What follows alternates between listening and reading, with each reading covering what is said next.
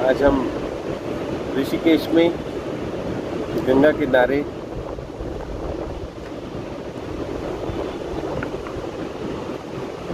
आज हम चर्चा करना चाहते हैं जीव और आत्मा के विषय पर।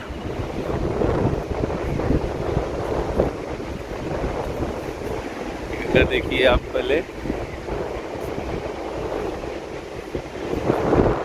सुबह 7 बजे का ये दृश्य है। बहुत ही सुंदर कल बहती हुई गंगा। यहाँ पर आपको नाद की आवाज सुनाई दे रही होगी, जैसे जल में 9 सुर निकलते हैं, नाद बजता है, नाद की आवाज आती है, तो आप सुन सकते हैं।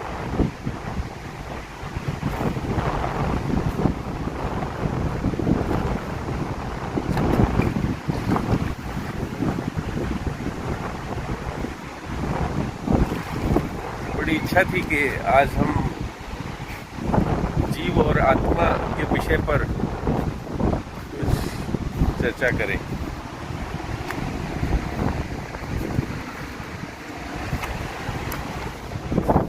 कृपया समझने की कोशिश करते हैं कि जीव क्या है और आत्मा क्या है।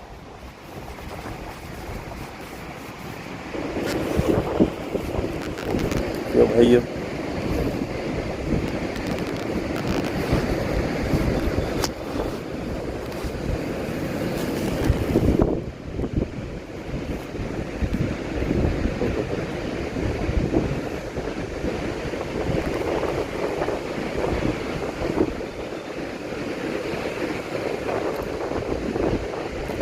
आत्मा तो सर्वव्यापी है। आत्मा तो कण कण में वास करती है। कोई भी ऐसा स्थान नहीं है, कोई भी ऐसी जगह नहीं है जहां आत्मा ना हो।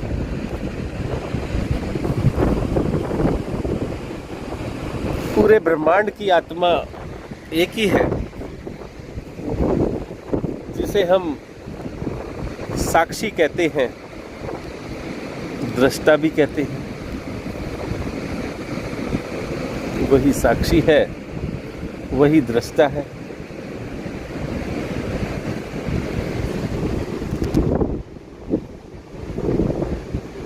यानी कि पूरे ब्रह्मांड में जो साक्षी रूप से काम कर रही है, जो प्रूफ देती है हर इंसान को। जब इंसान रात को सोता है और सुबह जब उठता है, तो तब आप सोचिए, रात को उसका शरीर भी सो गया है, मन भी सो गया है, तो सुबह उसको कौन बताता है?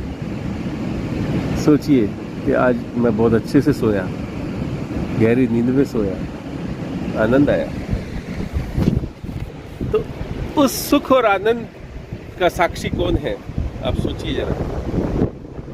पूरे ब्रह्मांड में कण कण में एक ही साक्षी है।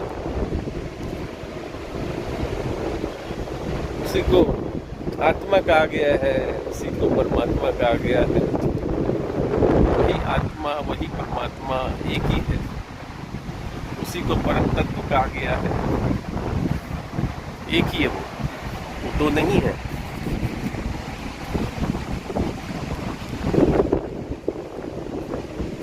जब सारे द्वंद्व मिट जाते हैं और शून्य से परे जब चले जाते हैं आप, तभी पता चलता है कि एक कौन है। उस एक में जब आप समा जाएंगे, एक बन जाएंगे, उसी को आनंद, उसी को परमानंद, उसी को परमात्मा, उसी को परमात्मा का स्वरूप, उसी को आत्मा, उसी को कहा गया अद्वैत, उसी को कहा गया। तो अद्वैत में आइए, अद्वैत को महसूस कीजिए। ये दृश्य ये वाणी, ये शब्द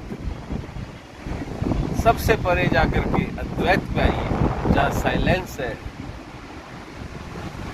जहाँ शांति ही शांति है, जहाँ सुखी सुख है, जहाँ परम सुख है, जहाँ आनंद ही आनंद है। उस आनंद को प्राप्त करें भाइयों, उस आनंद को प्राप्त करें, उस सुख को प्राप्त करें, उस आनंद को की चर्चा मैं कर रहा हूँ। आप सोचिए,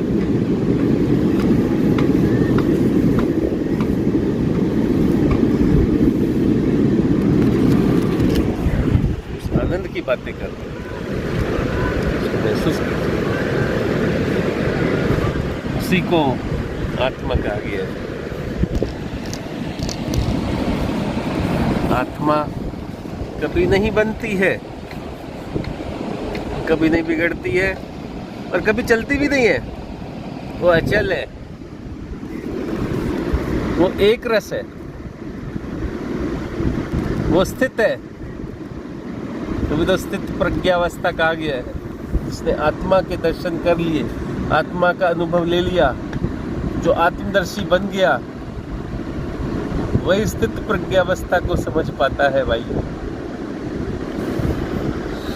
और जिसने स्थित प्रज्ञावस्था को धारण कर लिया, जिसने समझ लिया, वो अद्वैत में आ गया और अद्वैत बन गया, यानी एक रस बन गया।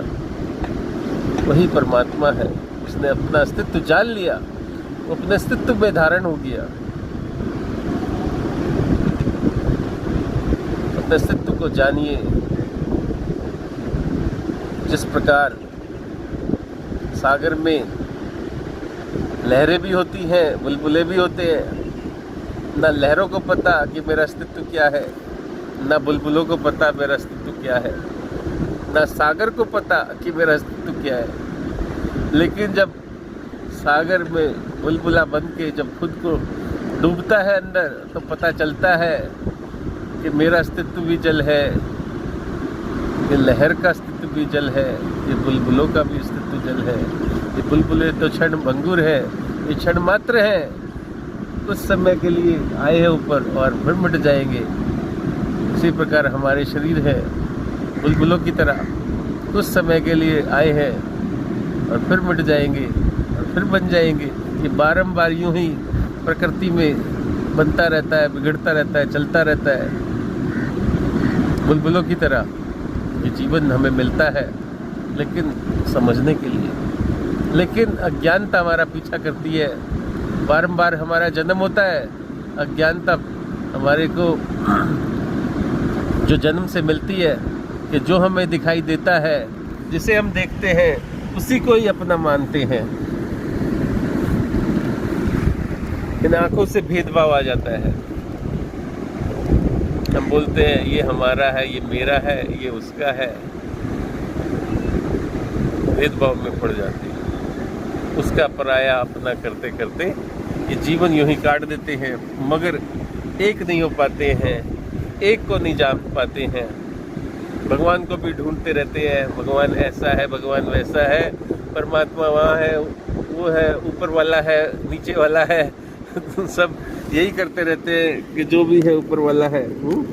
लेकिन अंदर वाले को कोई नहीं जान पाता, जो आपके अंदर आकर के विराजमान होता है। आपका शरीर वो धारण करता है, शरीर क्रिएट वही करता है, कण कण में जो वास करता है, उसको नहीं समझ पाते हम। तो हम उसी की बात कर रहे हैं जो आपके शरीर में है, जिसे हम जीव कहते हैं, जीवात्मा कहते हैं। उसको समझिए। उसको समझने से आप जीव भाव खत्म हो जाता है, आत्म भाव आ जाता है। उस आत्म भाव को समझिए। उस आत्मा को समझते समझते आप परमात्मा स्वरूप बन जाएंगे।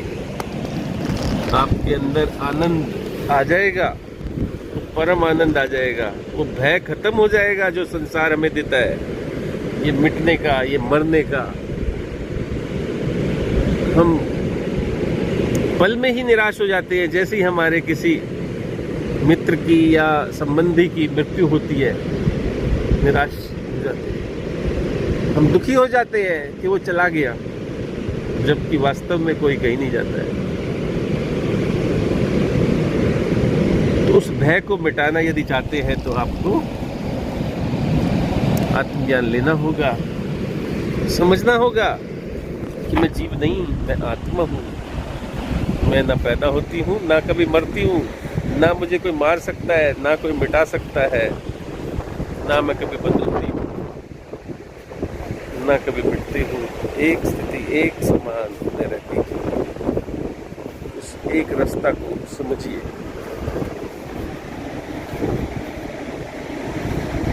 नॉलेज लीजिए।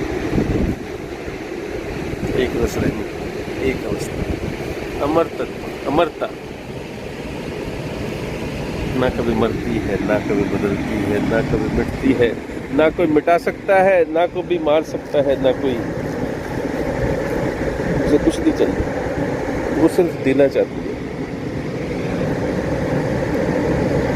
तो भाइयों, जीव भाव से अलग हटके आत्म भाव में आइए। आत्मा ही परमानेंट है। जीव तो बार बार जन्म लेता है, बार बार मिटता है, बार बार इस संसार में आता है और फिर चला जाता है दुखी होकर के, वो रोता ही रहता है। तो जीव भाव से बाहर होकर आत्म भाव में आइए, वही आनंद है। हर जीव को देखिए 3 अवस्था मिलती है। एक जागृत अवस्था मिलती है, एक स्वप्न अवस्था मिलती है, एक सुषुप्त अवस्था मिलती है। हर जीव को दिन में वो जागता है, रात को जब वो लेटता है तो उसका मन सपने देख रहा होता है, सोच रहा होता है, और गहरी निंद्रा में वो सुषुप्त पड़ा होता है और आनंद से सोया होता है और सुबह उठता है। यही दिनचर्या सभी जीवों की चलती रहती है, लेकिन इससे परे वो जा नहीं पाता। वही जा पाता है जो जिज्ञासु होता है, जो वैरागी होता है, जो विवेकवान होता है, अपने विवेक को जो जगा लेता है, वही जा पाता है।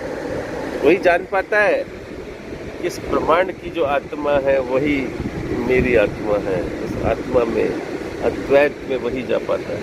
वही तो सब मैं मेरे में लगे हैं।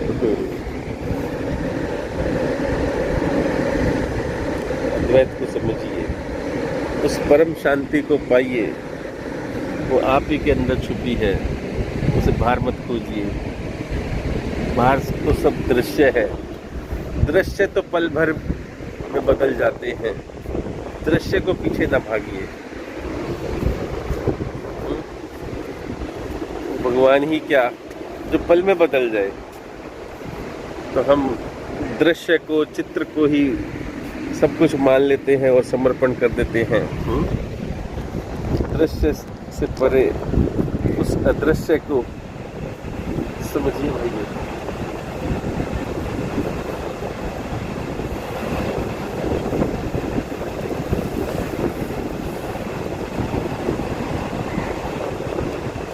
और अपने अंदर वैराग लाइए और विवेक लाइए। विवेक और वैराग आपके अंदर ही है, उसको समझिए। जैसे ही आपके अंदर मन में सात्विकता आएगी, वैराग आने लगेगा और विवेक आने लगेगा। विवेक भी आपके अंदर है, बस पर्दे हटने हैं, पर्दे हटानी है अज्ञानता की। अज्ञानता हटती जाएगी, ज्ञान ऊपर आता जाएगा। ज्ञान सभी के अंदर है। आत्मा ज्ञानी है। श्री कृष्ण ने कहा है गीता में, ज्ञानी तू आत्मा है। आत्मा ही ज्ञानी है। आत्मा ही ज्ञान का स्वरूप है। वो सबके अंदर वास करती है, लेकिन कोई कोई उसको उजागर कर पाता है। कोशिश कीजिए। जिसने आत्मा को जान लिया वो विश्वजीत बन जाता है, वो जीत जाता है सारे दुखों को। कितने दुख हमारे मन में चल रहे होते हैं दिन भर, अब सोचिए। जैसे ही हम जागृत अवस्था में आते हैं, इस संसार को देखते हैं, संसार में क्या मिलता है हमें? दुख और सुख। ये सुख दुख के मेल मिलाप को ही संसार कहा गया है, जो संशय का सार है, जो झूठ ही झूठ है। जहाँ झूठ होगा वहाँ दुख तो जरूर होगा। जो मिट जाए, पल में बदल जाए, वही तो दुख है। जो आप शरीर देख रहे हैं, ये कुछ समय बाद ऐसा नहीं रहेगा, बदल जाएगा। कभी हम बच्चे थे, फिर बड़े हुए, जवान हुए, फिर हम बूढ़े हो जाते हैं और फिर कभी मर जाते हैं। ये दुख है। तो संसार हमें क्या दिखाता है? दुख ही दुख दिखाता है।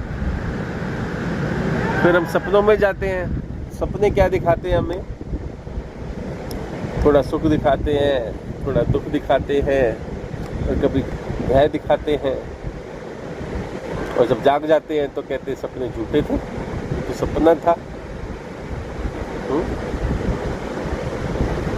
मैं तो दुखी हुआ ही नहीं, मैं तो सुखी हुआ ही नहीं। सपने में तो मैंने बहुत मजा लिया, बहुत पैसे कमाए, और जब जागे तो कुछ भी नहीं था। और सपने में तो हमारी मृत्यु हो गई, और जब जागे तो हम जिंदा है।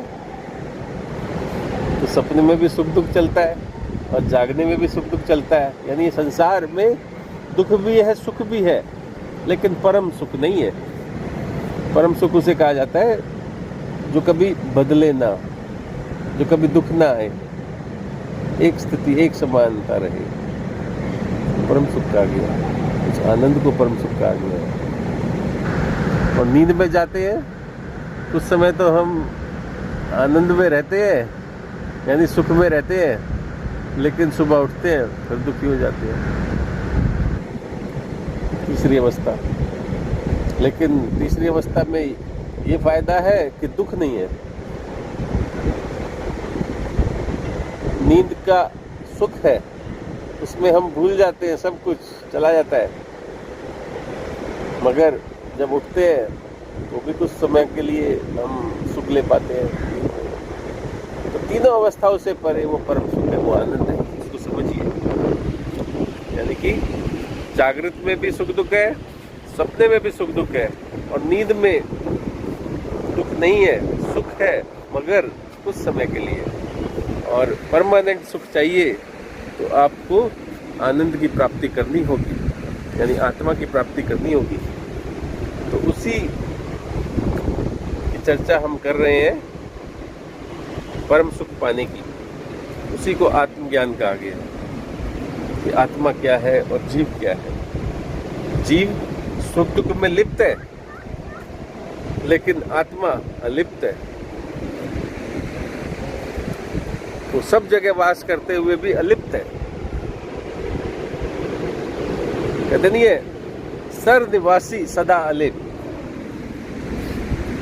जो सब जगह रहने वाली आत्मा है वो सदा अलिप्त है, वो कभी लिप्त नहीं होती किसी में, वो फंसती नहीं है, और वो बार बार जन्म नहीं लेती है। बार बार जन्म कौन लेता है? जीव। जीव भाव ही हमें वासनाओं में ग्रस्त करते हुए हमें जन्म दिलाता है, और जन्म लेने पे वशीभूत करता है। हमारी वासनाएं हमें बार बार लाती है, जिसमें भी हम मोहित होते हैं, जिसमें भी हमारा मोह पड़ा होता है। बेटे में, भाई में, जहाँ हमारा मोह होता है वही हमारा जन्म होता है। अब सोचिए, अंतमति गति, अंतमति सो गति आपने सुना होगा। अंतिम समय में जिसमें भी आपका मोह होता है, जहाँ भी आपकी बुद्धि घृषित होती है, बार बार जिसे आप याद कर रहे होते हैं, कोई डॉगी को याद करता है बार बार, कोई अपने भाई को याद करता है, कोई अपने बेटे को याद करता है, कोई अपने बच्चों को याद करता है, कोई अपनी प्रॉपर्टी को याद करता है। जिसको भी वो बार बार याद करता है उसी को वो पाता है। मरते वक्त आप जिसको भी याद करोगे वहीं आपका जन्म होगा, उसी योनि में आप चले जाएंगे। तभी तो कहा गया है 84 लाख योनियां।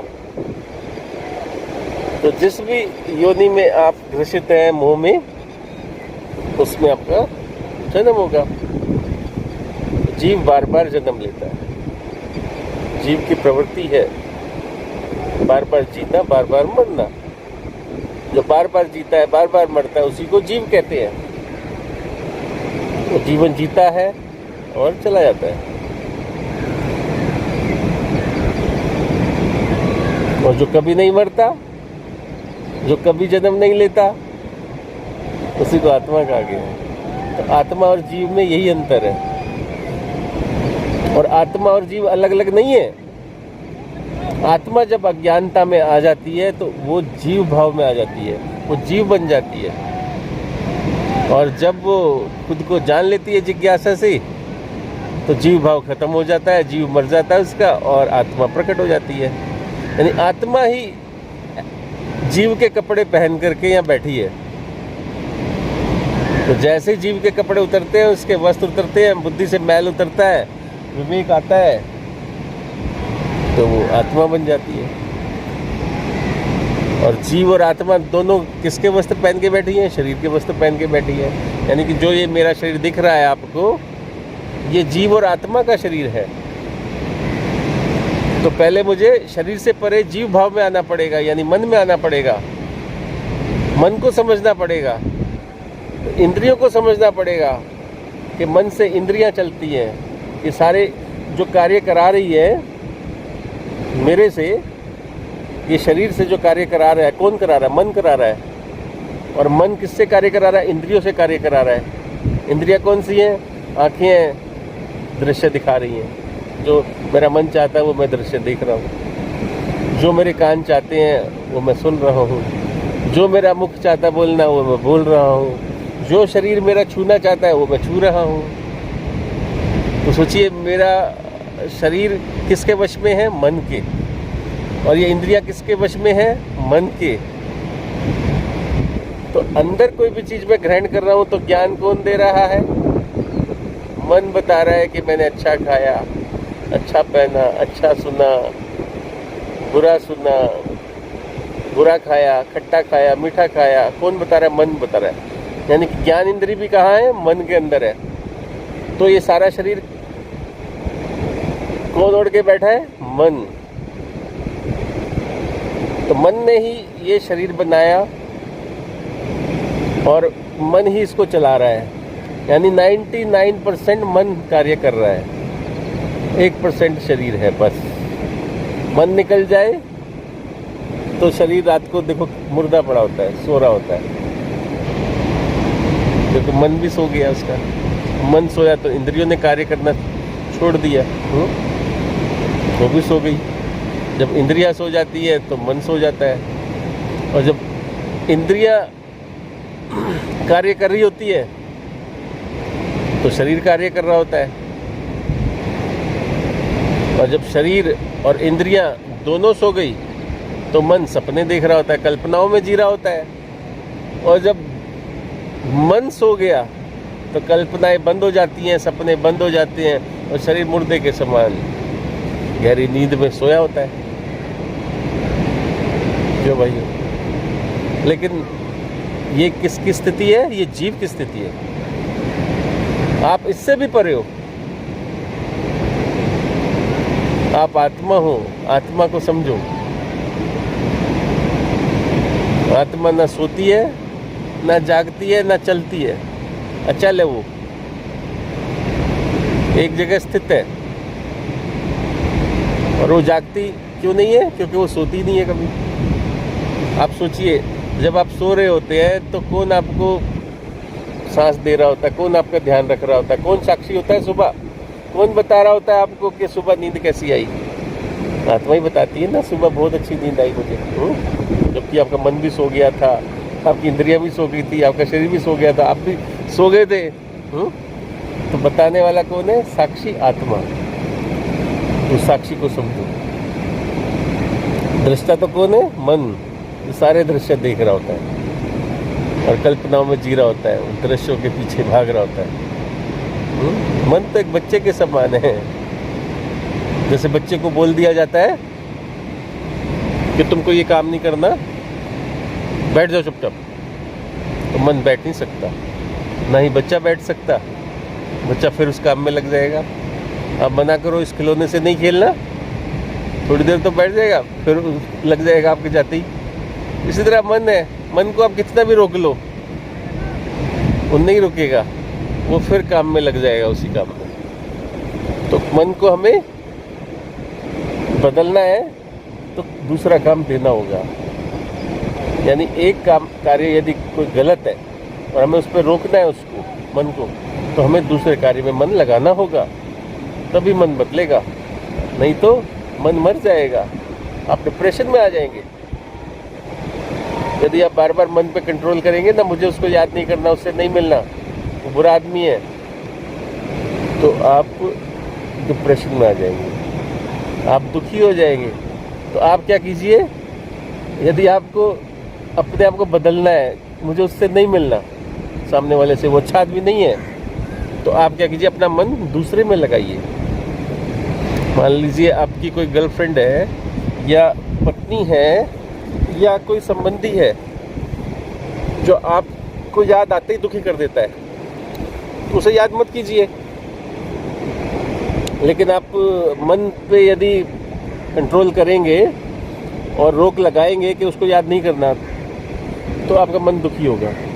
आप क्या कीजिए, दूसरे को याद करना शुरू कीजिए, दूसरे से प्रेम करना शुरू कर दीजिए, दूसरे से बातचीत करना शुरू कीजिए, दूसरे के बारे में सोचना शुरू कर दीजिए। देखो वो अपने आप डिलीट हो जाएगा, अपने आप हट जाएगा। मन को कार्य चाहिए। यदि आपका किसी कार्य में घाटा हो रहा है तो जरूरी है उसी में काम करना, आप दूसरे काम में लग जाओ तो फायदा शुरू हो जाएगा। तो मन चंचल है, बच्चे की तरह है, तो समझिए मन को। तो मन को समझिए, इंद्रियों को समझिए, बुद्धि को समझिए। बुद्धि निर्णय का कार्य करती है।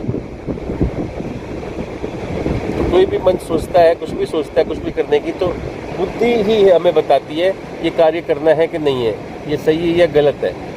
इसकी नॉलेज हमें विवेक देता है। उसकी आत्मबुद्धि जाग गई है, उसका विवेक जाग गया, वो सही और गलत में निर्णय बता देता है, क्या मेरे लिए सही है, क्या मेरे लिए गलत है। तो विवेकवान व्यक्ति उचित को धारण करता है और अनुचित का त्याग करता है। तो आप बुरी चीज़ों का त्याग करने लगेंगे, उनसे आपको वैराग्य आ जाएगा। यदि आपको कोई इंसान अच्छा नहीं लगता या कोई स्थान अच्छा नहीं लगता, तो आपको वैराग आएगा। ये संसार आपको मान लो अच्छा नहीं लगता, आपको संसार से वैराग आएगा। और जब वैराग आएगा तो बाद में प्रेम भी आएगा, क्योंकि जब वैराग आता है तो उससे प्रेम हट जाता है और दूसरे में प्रेम लग जाता है। लेकिन वो वैराग कुछ समय रहेगा, आपको बुरी चीज़ों से हटाएगा और अच्छी चीज़ में लगाएगा। उस वैराग को समझिए। और जब आप जीव को समझ जाएंगे, आत्मा को समझ जाएंगे, तो फिर इस संसार को भी समझ जाएंगे कि संसार एक ही से चलता है, एक ही से बनता है और एक ही में समाता है। तो ये संसार कोई बाहर से नहीं आया, ये संसार भी उसी का है, आप ही का है, आप ही क्रिएटर हैं। अपने आप को, खुद को जानो कि इस संसार को बनाने वाले आप ही हैं। और खुद भूल गए आप, जब आप साक्षी है अपने, दूसरे के साक्षी भी आप ही है, तो संसार को बनाने वाले भी आप ही हैं। खुद को जानो। संसार हमसे बनता है और हमसे लिप्त होता है, खुद को जानो।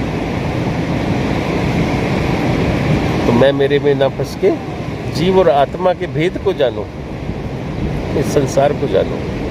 जिसने संसार को जान लिया उसे इस संसार से बहुत प्यार हो जाता है।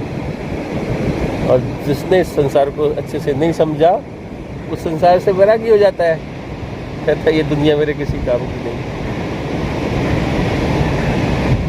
अगर काम की ना होती तो परमात्मा क्यों बनाते, इतने डिज़ाइन क्यों बनाते, इतने सुंदर सुंदर फूलों में रंग क्यों भरते, इतने सुंदर सुंदर पक्षी और इतनी प्रजातियाँ क्यों बनाते? सोचो, इसमें आनंद लो, इसमें रस लो, इसमें खुशी ढूंढो।